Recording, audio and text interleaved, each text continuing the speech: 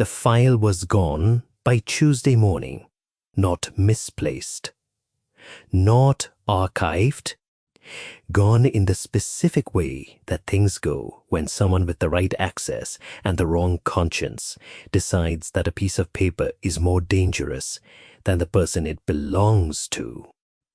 Chief Warrant Officer 3 Alexis Donovan had reported to the J2 Intelligence Section at 0600, same as every morning for the past 4 years, and found her access badge reading dead at the door.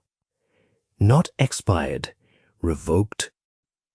The system log, which she pulled from a terminal she still had access to for another 11 minutes, showed the revocation had been processed at 0214 that morning, signed by a colonel whose name she had been thinking about for 6 weeks straight. Colonel Marcus Vael. G3 Operations, 1st Special Forces Command, 47 years old, 22 years of service.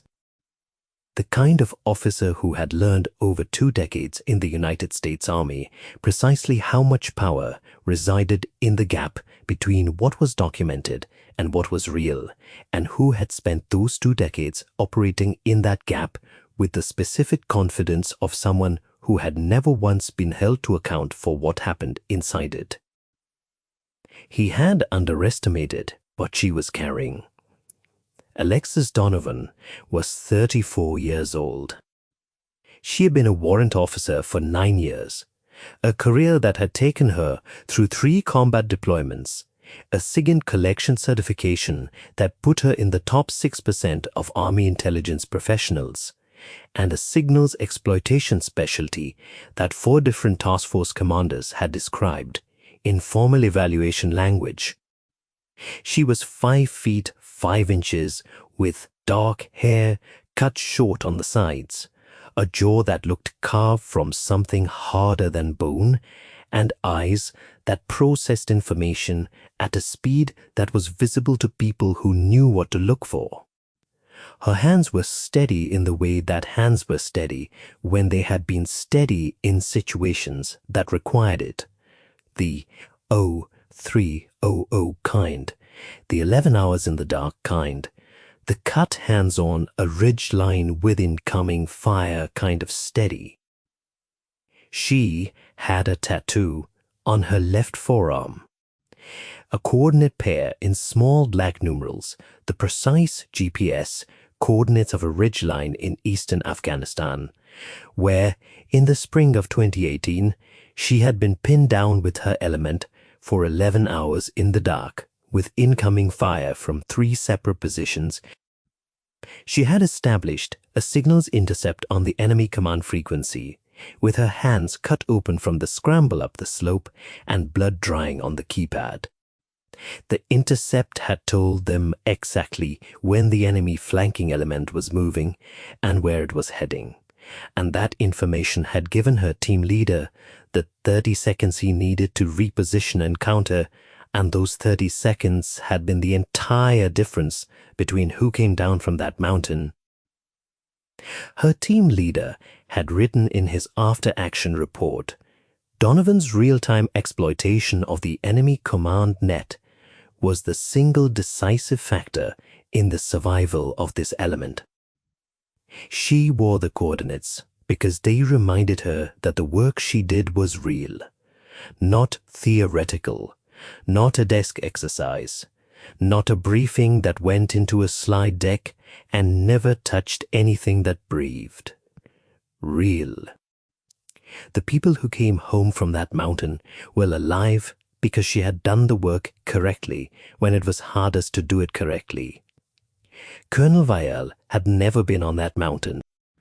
Colonel Vael had never been in a position that required him to be on any mountain. His career had been built in the specific architecture of the Army that operated from behind glass, behind the conference table, behind the folder, behind the desk at the forward operating base where the helicopters were visible, but the fighting was not. That was the gap between them. The document she had been thinking about for 6 weeks had been signed on a Thursday evening in November 9 months prior at a forward operating base in the eastern sector.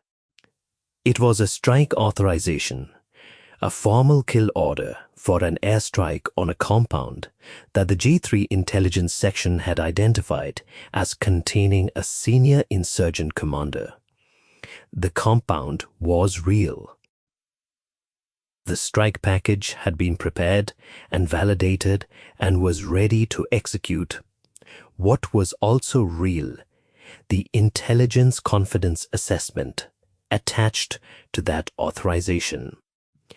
2 of the 3 analysts who had reviewed the source material had rated confidence as low, not moderate, not inconclusive, low.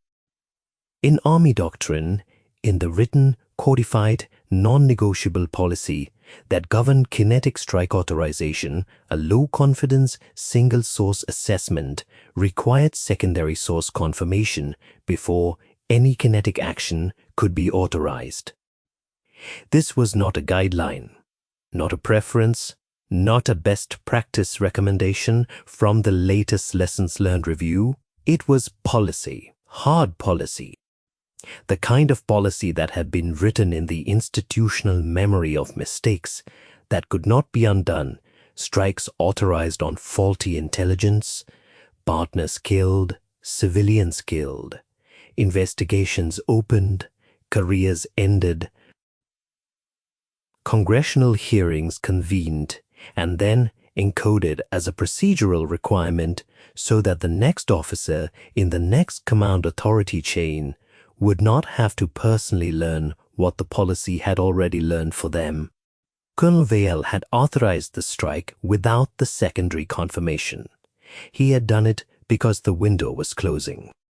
The target had been mobile for 3 weeks, and the compound was the first fixed position they had tracked him to, and the surveillance window was 48 hours, and Vael had been in this business long enough to know that a target who moved was a target who could disappear.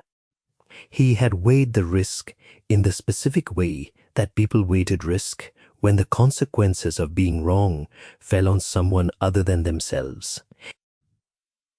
From behind the desk at the forward operating base, with the strike package in front of him and the clock running, he had assessed the intelligence as good enough. He had signed the kill order at 1901 local time. The strike hit the compound 14 minutes later. The compound contained the insurgent commander. It also contained 11 other people, 3 women, 4 children, and a 2-person element from a partner force that had been conducting a ground assessment of the compound exterior as part of a separate operation. The partner force element had been inside the strike radius. Their position, their exact location, their identities, their presence at the compound had not been communicated to the strike coordination cell before the weapon arrived. Both partner force personnel died. The 7 civilians, the women and the children, died. The insurgent commander, for whom the strike had been authorized, survived. He was injured but mobile. He was extracted by his network within 2 hours and was gone by dawn. The after-action investigation was opened 12 days later after the partner force submitted a formal casualty report that named the incident and its coordinates. It was completed 6 weeks after the strike. The investigating officer had been thorough. The report was 61 pages with appendices, thorough in the way that investigations were thorough when they were designed to produce a specific conclusion. All relevant records had been reviewed. All relevant personnel had been interviewed. The finding, the partner force element's position had not been communicated to the strike coordination cell due to a systems communications error. A known vulnerability in the coordination protocol. The vulnerability was being addressed. No individual had acted improperly. The deaths of the partner force personnel and the 7 civilian casualties were deeply regrettable outcomes of a properly authorized operation conducted under appropriate command authority. The investigation did not mention the intelligence confidence assessment. It did not address the secondary source confirmation requirement that low-confidence single-source intelligence triggered. It did not name the analyst ratings. It did not discuss why the strike had proceeded without the protocol that existed specifically to prevent this kind of outcome. Those absences were what Alexis noticed when she read the report on the day it was published. She had not been assigned to read it. The report appeared in the section's Shared Intelligence Review folder, where operational documents accumulated alongside collection, tasking, and analytical products, and she had read it the way she read everything that entered her field of view, completely, and with the specific attention of someone trained to notice what was absent as well as what was present. She understood that in intelligence work, the gap in the record was frequently more significant than the record itself. This gap was significant. She had thought about it for 2 days before she went into the Signals Archive. The Signals Archive was a comprehensive repository of all communications intelligence collected during any given operational window. Every signal intercept, every coordination message, every piece of traffic that moved through the relevant systems, each one time-stamped and logged and stored in a format that was retrievable for exactly this kind of review. It was within her portfolio access. She had legitimate documented reason to work in that archive as part of her ongoing SIGINT collection and analysis responsibilities. She accessed it frequently as part of her normal duties. A query against the archive would not appear anomalous, provided it was structured correctly.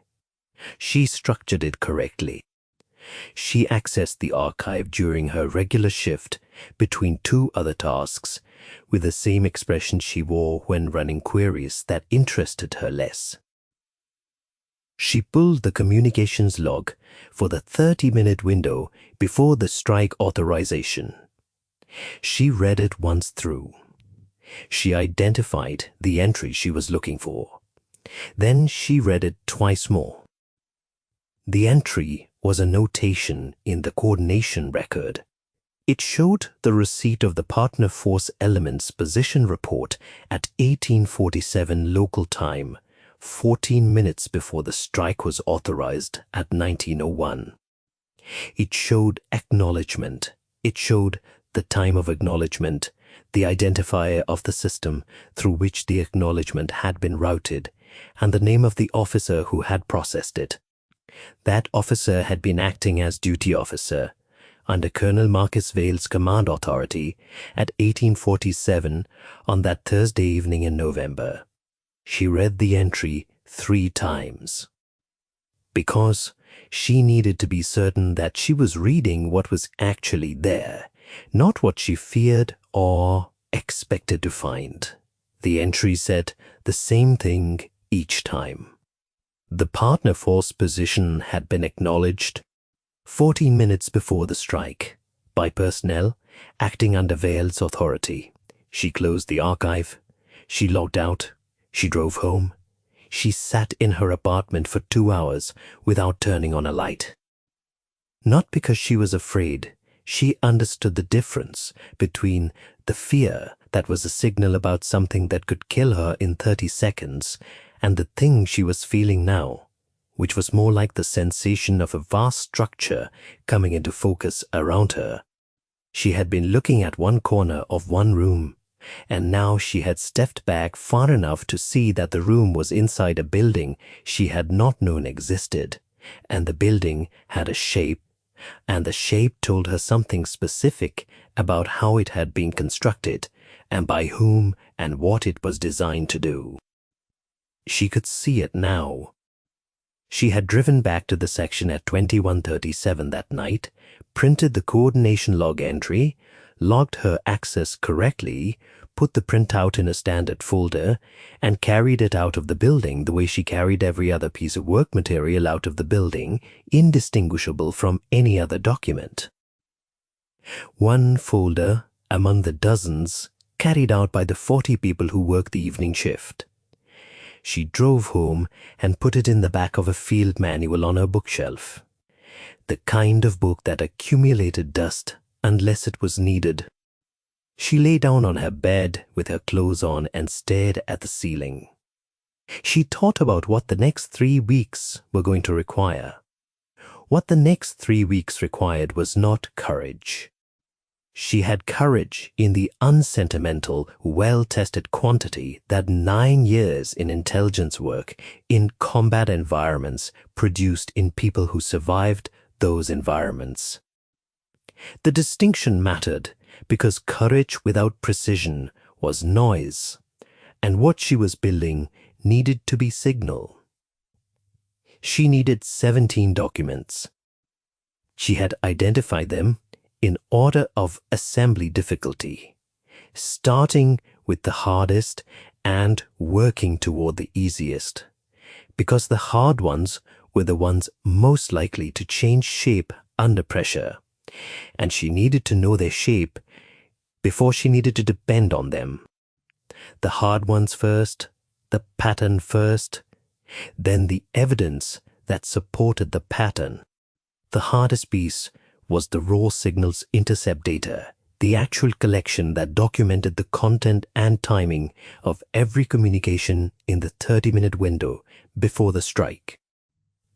The raw data lived in a section of the archive that was within her portfolio access, but a specific query against that time window would generate a log entry that could be visible to someone watching the logs for anomalous access patterns.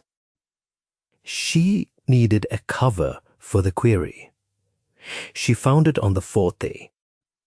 She had been assigned 2 months prior to a collection tasking against signals trafficked from a different operational period, a tasking that had produced inconclusive results and had never been formally closed by the tasking authority. The tasking remained open. The operational window in that tasking partially overlapped with the November strike window. She had a documented, legitimate, currently active reason to run queries against that archive period. She constructed a single query that pulled both the tasking-related data and the raw intercept data she needed. The logs showed routine archive access, open tasking reference, portfolio scope, nothing anomalous. The access was routine, the tasking was real. What she pulled alongside the tasking data was not in the log's vocabulary to record. She had been doing intelligence collection for 9 years. She understood that the most effective collection happened when the collection was also something it was in part actually doing. The access was legitimate. The query was within scope. What she found was there to be found by anyone who knew where to look and had reason to look. Document 1, then document 2, then 3 and 4 and 5, each assembled during legitimate archive access, or as part of her standard analytical work product, each logged correctly, each unremarkable in isolation. She worked through the 3 weeks at her normal pace, her normal schedule, her normal expression. She did not work late. She did not arrive early. She made no changes to her routine that could be read as anomalous. She ate lunch at the same time. She ran at 0530, the same as every other morning. She was building a 17-document package, and she was building it in plain sight, and no one saw it. This was the architecture requirement she had set for herself before she assembled the first document, because she understood that Vael once he realized someone was looking at him, would attempt to access and modify or delete the relevant records. She structured the package so that each document referenced information present in at least 2 others, a web of cross-references that made any individual deletion visible as a gap, and that gap would itself become evidence of the attempt to erase. You could not remove a thread from a net without leaving a hole that showed where the thread had been. She had built the net deliberately, thread by thread. The drive was on her person for the last 9 days of the 3-week period. She kept it clipped to the inside of her duty uniform during shift hours and in the inner pocket of whatever she was wearing at all other times. She did not take it off. She did not put it down anywhere. She had carried more uncomfortable equipment under more uncomfortable conditions, and she did not find the weight of the drive significant. The weight of what was on it was different. She felt that weight, the way she had felt the coordinates tattooed into her forearm, not as a burden, but as a fact about what was real and what it meant and what she was responsible for knowing. Not during the 3 weeks. Not her section colleagues. Not her former team sergeant in Boise, who she trusted with the kind of things you could only trust to someone who had been in a position with you where the wrong decision produced consequences that could not be undone. She did not tell him. The package was not safe to carry in 2 places. Every additional person who knew about it was a vulnerability. She had spent her entire career identifying vulnerabilities and reducing them to the minimum required by the mission. The minimum required by this mission was no additional people. None. She had planned the walk-in for Thursday.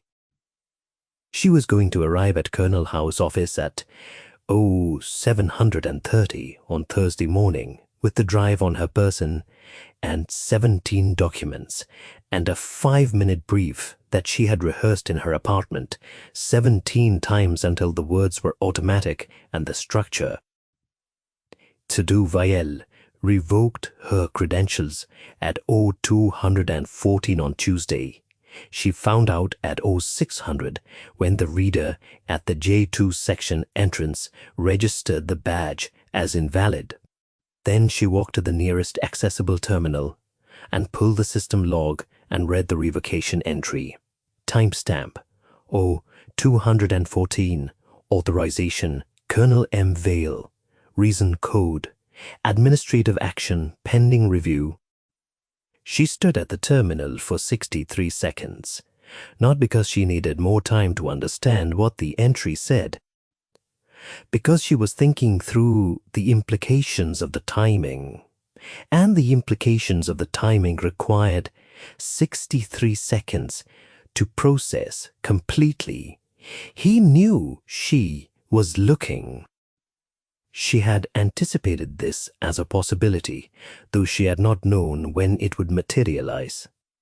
The question was what he believed she had found and what he was going to do about it. If he believed she had pulled documents, his next move would be to access the archive and attempt to modify or delete the relevant records. She had built the package to survive that attempt, but the package needed to be in someone else's hands before he could take steps she had not anticipated. Thursday was no longer the timeline. She walked out of the building and got in her vehicle. She drove to the administrative building. She parked at 0624. She sat in the vehicle for 6 minutes and went through the 5-minute brief one more time. Then she walked in and told the duty NCO she needed to speak with a JAG officer on duty regarding a classified intelligence matter. She said it in the same voice she used for everything. Level, specific, without urgency in the words. even though the situation had urgency, because urgency in the voice told the listener that you needed something from them. And she did not need anything from them. She had everything. She was delivering it. Colonel Rachel Howe was 52 years old. She was Judge Advocate General Corps with a background in military law that included 3 combat rotations as a legal advisor to Special Operations Commands, especially in command authority and use of force law, and a reputation in the JAG community for the specific quality of stillness that experienced military lawyers developed when they had spent enough time in rooms where what people said and what had actually happened. She had learned to hear both. She came to her office door at 0731 and looked at Alexis for a moment. She said, "Come in." They sat. Alexis put the drive on the desk. She put the printed index of the 17 documents beside it. And she delivered the 5-minute brief. No editorial, no interpretation of intent, no characterization of Vael as a person. Facts in sequence with timestamps. The secondary confirmation that had not been obtained. The strike authorization that proceeded without it. The partner force position acknowledgement in the coordination log. The discrepancy between that acknowledgement and what the after-action investigation had concluded. The 17 documents, their structure, and the cross-reference architecture that authenticated them as a set. The revocation of her credentials that morning and what that timing indicated. And the single analytical conclusion, this was not a systems error. This was a command decision to proceed with full knowledge that the Bata force was inside the strike radius. Howe listened without speaking. When Alexis finished, Howe said, "Sit down." She was already sitting. She understood that Howe meant stay. She stayed. She watched Howe pick up her phone and make 2 calls, back to back, in the careful language of someone who knew precisely which words to use on an unsecured line, and which to leave unspoken.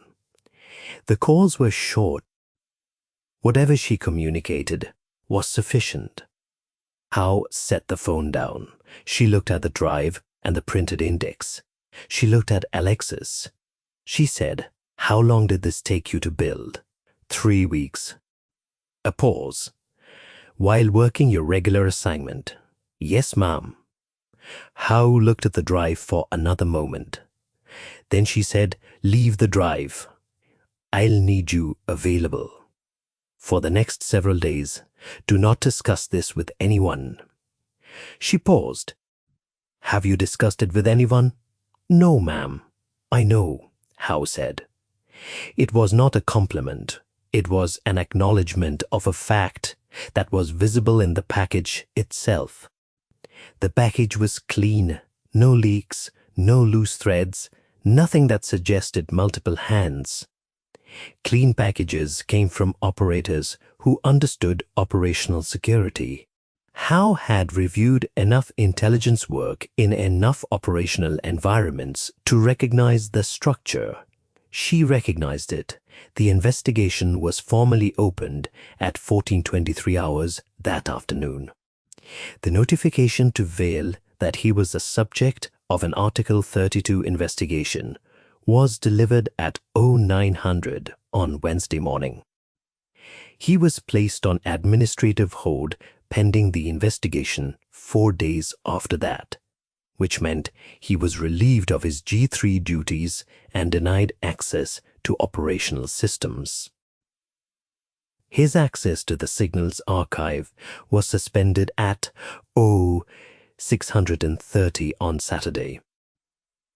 90 minutes before that suspension, the archive access log had flagged an attempt by an administrative account assigned to Vael to run a query against the coordination records for the November strike window. The attempt had been made at 0451 on Saturday morning. It had failed because the archive had already been flagged as evidence and locked for the investigation. The failed access attempt. The timestamp, the account, the specific records targeted was logged, preserved, and added to the official evidence package. She had thought through this for 2.5 weeks. She had anticipated the attempt and structured the package and the archive flag to capture it. The attempt had contributed one additional document to the official record, an additional piece of evidence that no one had manufactured or manipulated, that Vael himself had provided at 0451 on a Saturday morning, when he had believed the window was still open and he was still ahead of it. He was not ahead of it. He had never been ahead of it. Alexis read about the Saturday archive attempt in a debrief summary 4 days later. She read it once, noted it, and returned to the collection, tasking her section had assigned her for the week. She had signals to process. A team in the field needed archive support. The ordinary work of an intelligence section did not stop for investigations. The investigation took 11 weeks. She was interviewed 4 separate times. She answered every question precisely, using the same structure and language that had been in the 5-minute brief she had delivered to Howe at 0731 on Tuesday morning. No editorial, no characterization. Facts and their documentation. When the investigating officer asked her, on the 4th interview, at what point she had known what she was looking at, she thought about it for a moment. She said, "When I read the coordination log notation for the 3rd time, and it said the same thing it said the first time, the investigating officer wrote that down."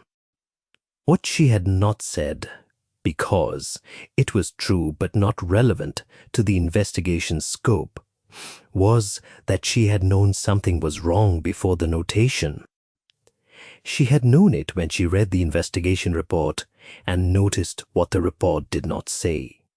The notation in the archive was confirmation, not revelation. The revelation had been the absence in the report, the structured, specific absence of any explanation for why low confidence, single source intelligence had produced an authorized strike. She had been trained to read absences. She had read this one and understood what it meant before she had evidence to support what it meant. Then she had gone and gotten the evidence. The intelligence community had a term for this kind of analytical sequencing, indicators before evidence. You identified the pattern first. Then you looked for the evidence that explained the pattern. This was how she had been doing intelligence work for 9 years. It was how she had done it on the Afghanistan Ridgeline in 2018 with cut hands and incoming fire and a comms window that was closing. First, then the action that the evidence made possible. The court-martial convened 8 weeks after the Article 32 investigation concluded. She was not present for the proceedings, which was expected. She was not a named party. She was a witness, and witnesses were not present for the full course of a court-martial proceeding unless required. She had provided her testimony in deposition. She returned to her assignment. She heard the verdict on a Friday morning in March. She was at her workstation processing collection output when the administrative notification came through the section's secure messaging system. She read it. 3 specifications. Forfeiture of all pay and allowances. Confinement with appeal provisions. She read the notification twice. Then she returned to the collection output. The two guilty specifications were the ones that corresponded to the evidence she had built. Command authority over the strike coordination element at the time the partner force acknowledgement was processed. Authorization of the strike with knowledge that the partner force position had been received. Those were the specifications. Those were the findings. The third specification, which concerned a separate authorization issue that the investigation had identified in the course of reviewing the broader record, had produced a not guilty finding. The two that mattered had produced the required outcome. That afternoon, the partner force command authority received the formal notification of the court-martial finding. The families of the two partner force personnel who had been killed received the notification that had not been in the original after-action report. The specific notification that established individual command responsibility, that named the decision and the decision-maker, that said in official army language what had actually happened. The children's deaths, the women's deaths, were acknowledged in a formal finding that established context and causation that had not previously existed anywhere in any official document. Those acknowledgements would remain in the record. Not because someone had chosen to let them remain, because the record was now built around them in a way that removing them would require dismantling the entire structure. That was what the cross-referencing was for. At 1900 that Friday, the section was at minimum staffing. The day shift was gone. The overhead lights had dimmed to overnight level. She sat at her workstation in the quiet with the collection feed running and the cursor blinking and the ordinary sounds of an intelligence section at rest. She picked up her phone and sent a message to her former team sergeant in Boise. He was 61 years old, retired 3 years, growing tomatoes and doing woodwork, and occasionally consulting for a defense contractor on collection protocols. He was one of 6 people in the world she would have called if she had needed to call anyone during the 3 weeks she built the package. She had not called him. She was calling him now. She said, "You remember the mountain?" He replied in 40 seconds. Every day, she said, the work matters. He said it always did. She put the phone down. She sat in the quiet section for a while longer and thought about the coordinates on her forearm. The 11 hours. The signal's intercept, established with cut hands on a closing window. The 30 seconds that had made the difference between the people who came down from that mountain. She thought about 17 documents assembled over 3 weeks of ordinary workdays, invisible in plain sight, structured so that the attempt to erase them would add to them. She thought about a coordination log notation that said, PF element acknowledged mission proceeds. She thought about what it meant to hold a piece of information that the official record said did not exist. Her credential was reinstated 3 weeks after the revocation. The administrative notification was 1 sentence. CW, 3 Donovan, AJ, access restored, effective immediately. The reader went green. She walked in, picked up her tasking queue, and went to work. The reinstatement had not changed anything about what she was, any more than the revocation had changed it. She had been who she was during the 3 weeks she built the case while her badge was dead at the door. She was who she was, now back at her workstation with the collection feed running. The credential was administrative. The work was real. What Vael had tried to revoke when he processed that, oh, 214 entry was not her credential. He had revoked the credential. What he had tried to revoke was her standing, her ability to be a person who could hold what she knew and do something with it. He had signed the revocation in the early hours of Tuesday morning because he believed that without the badge and the access and the official portfolio, she was a private individual making a private accusation without the institutional standing to make it stick. He had been wrong about what she was carrying and wrong about what it required. The package did not need her badge. The package needed the archive records that were already in it, cross-referenced and self-authenticating, structured so that each piece proved the others and the whole was more durable than the sum. She had carried the package out of the building on the last evening before the revocation.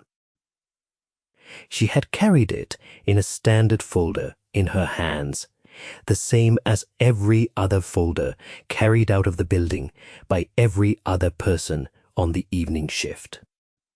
The badge revocation had happened after the package was already complete. And already on the drive in her pocket, he had tried to close the door after she had already walked through it. That was what 9 years of this work produced.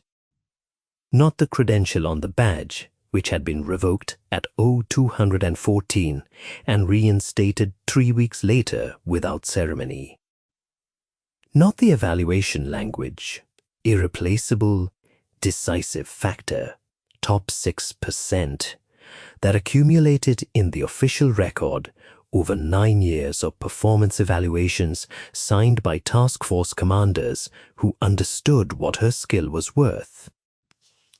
Not the Bronze Star she had been awarded for the Afghanistan work and that she did not wear because the citation language was classified, and the decoration without the citation was just metal on fabric. The thing 9 years produced was the ability to know what you had, understand what it meant, build the case correctly, and deliver it to the right person in the right format at the right moment to produce the required outcome. To do all of that while the people who wanted to stop you were watching the logs and reading the access records and trying to find the thing that wasn't there yet because you hadn't built it yet. To be faster and more precise than their ability to intercept you. She had been faster. She had been more precise. She had delivered the case to Howe at 0731 on a Tuesday morning, 49 minutes before the duty shift began and 11 minutes before the system log showed Vael's first access attempt to the records she had already taken. He had been watching the wrong thing at the wrong time.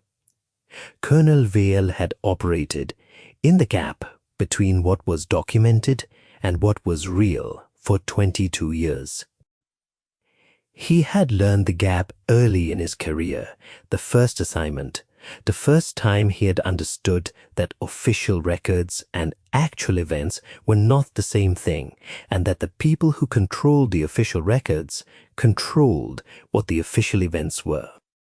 He had been good at it. He had been promoted through it. He had built a career on the specific kind of confidence that came from knowing that the gap protected you. The gap had protected him through 2 investigations. The first time a subordinate had flagged an authorization question, the investigation had found insufficient evidence and the flag had gone nowhere. The second time, a coordination error in a different operation had been attributed to systems failure before anyone looked at who had been in the command authority chain at the relevant time. 22 years of the gap, 22 years of operating in it and emerging intact. What Vael had not understood, what the gap had not taught him, because the gap does not teach what it protects you from learning, was that the gap always had a flaw, a point at which the distance between the documented record and the actual events became small enough that someone standing in the right position with the right skills and the right reason to look could see through it.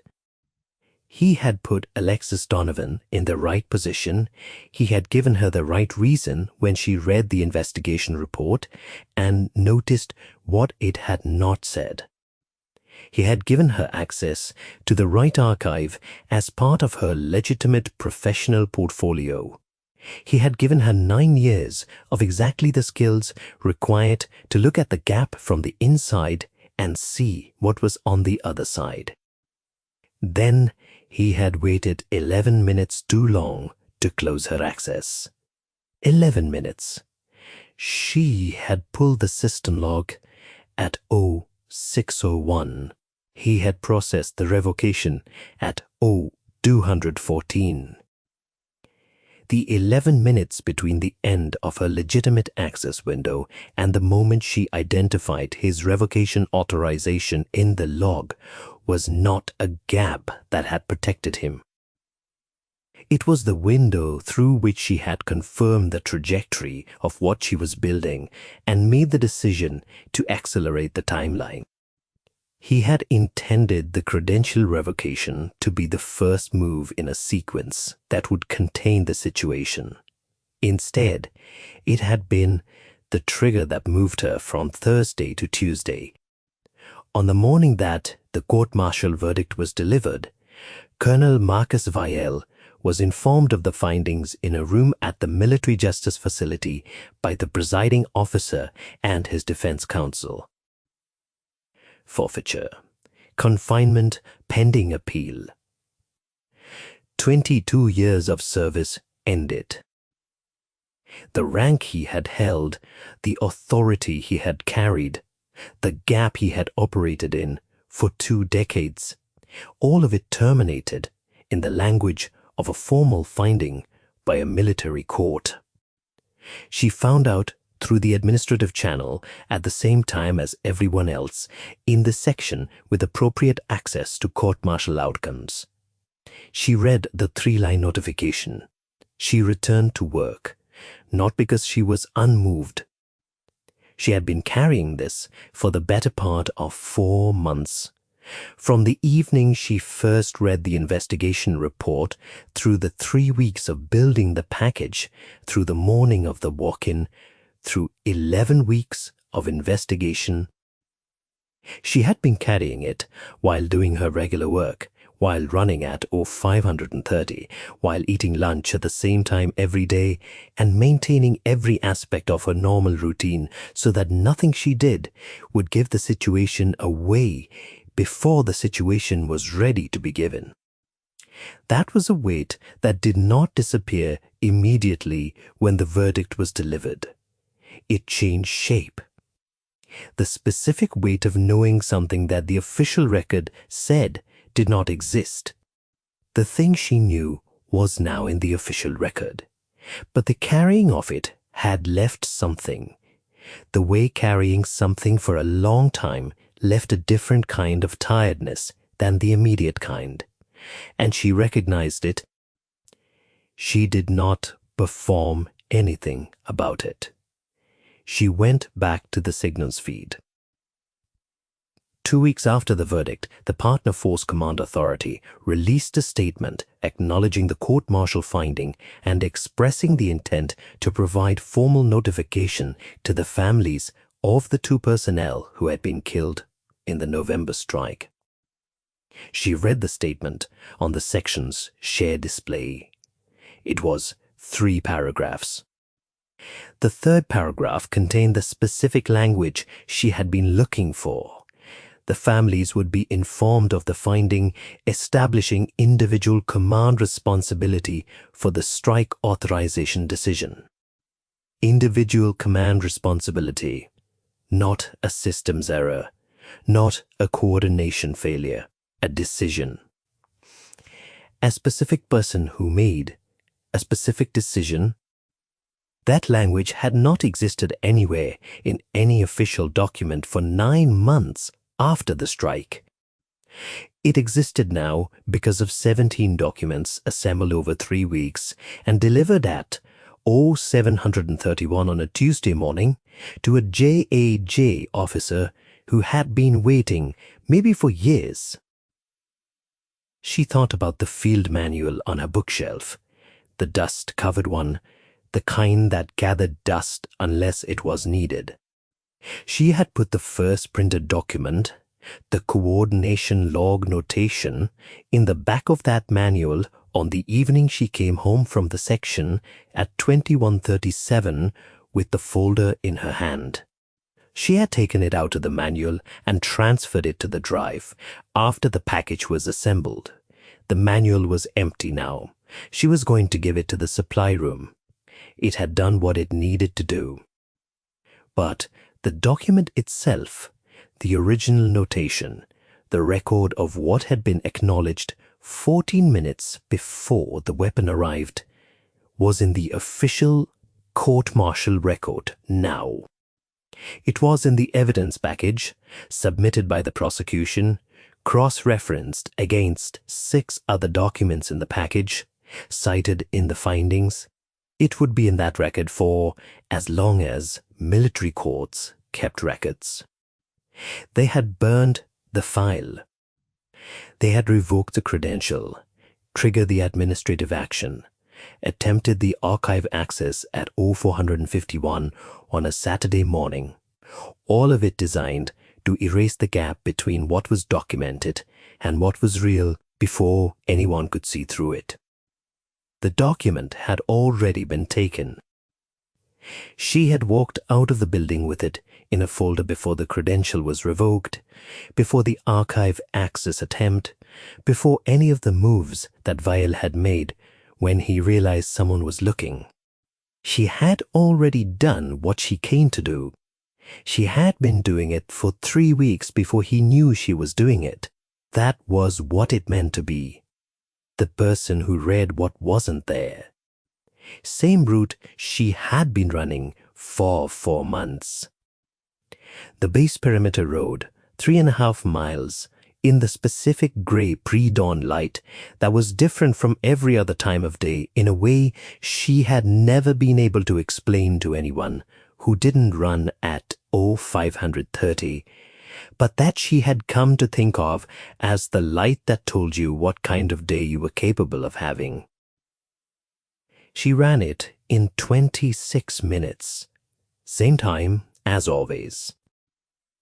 The shoulder that she had re-injured in the last deployment had been tight for 3 days, and she ran through the tightness the way she ran through everything present with it, not fighting it, letting the movement work the stiffness out until it wasn't stiffness anymore.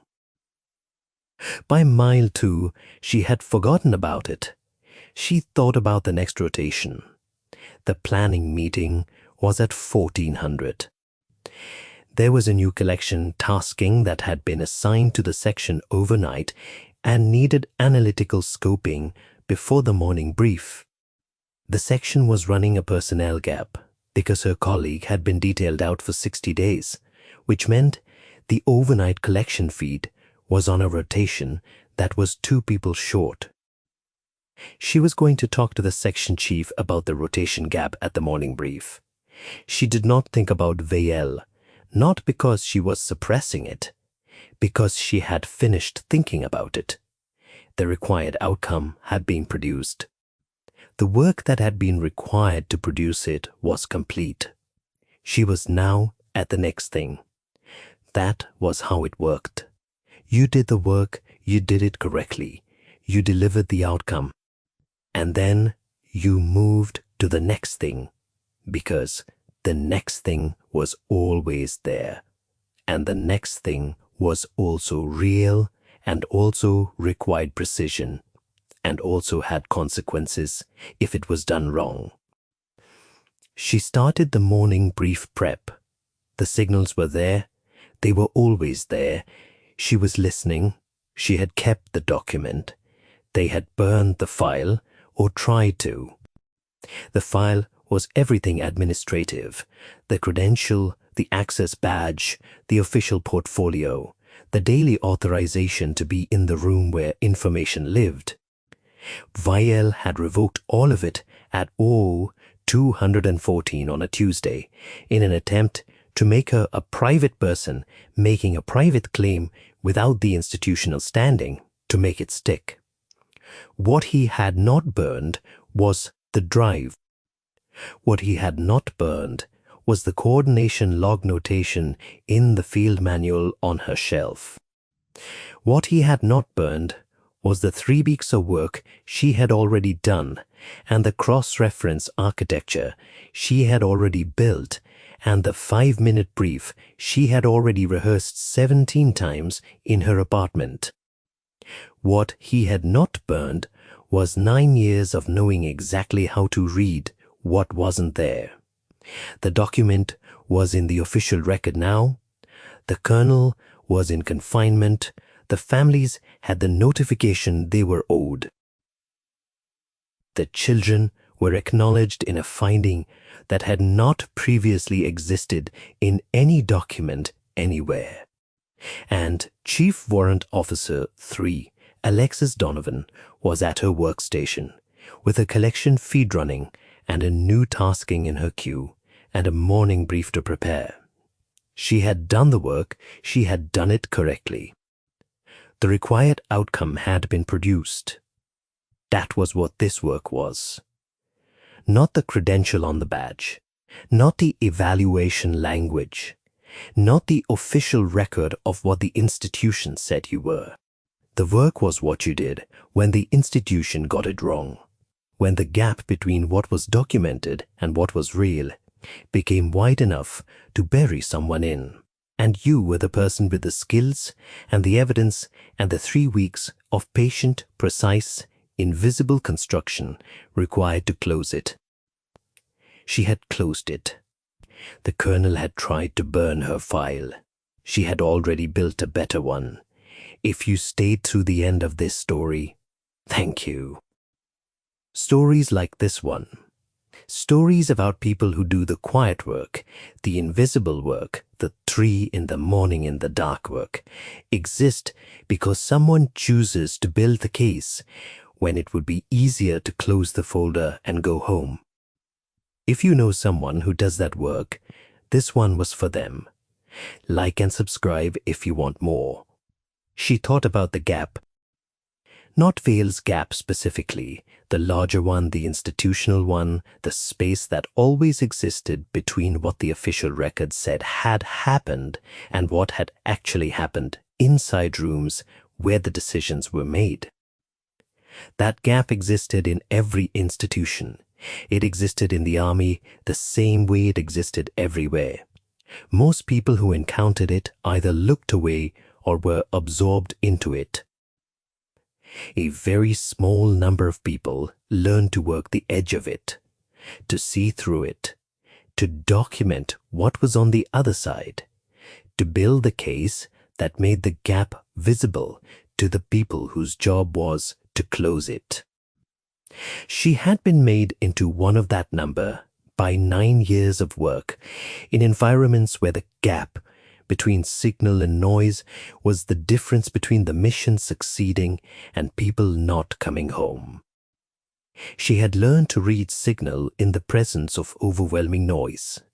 At 0300, with cut hands, under fire, reading a 61-page investigation report and noticing what it did not say had been, by comparison, a quiet kind of work. But quiet work was still work. It had weight. It had cost. It had taken 3 weeks of her life that she would never characterize as easy, and 4 months of carrying something that sat differently on the shoulders than a weapon or a pack. The specific weight of holding a piece of the truth that the official record was trying to bury. The only record that existed. Not for her. She had been trained to find the other records, to know they were there. To go into the archive and pull them out and build something with them that could not be buried without leaving a hole that showed exactly where it had been buried. That was the skill. That was what 9 years built.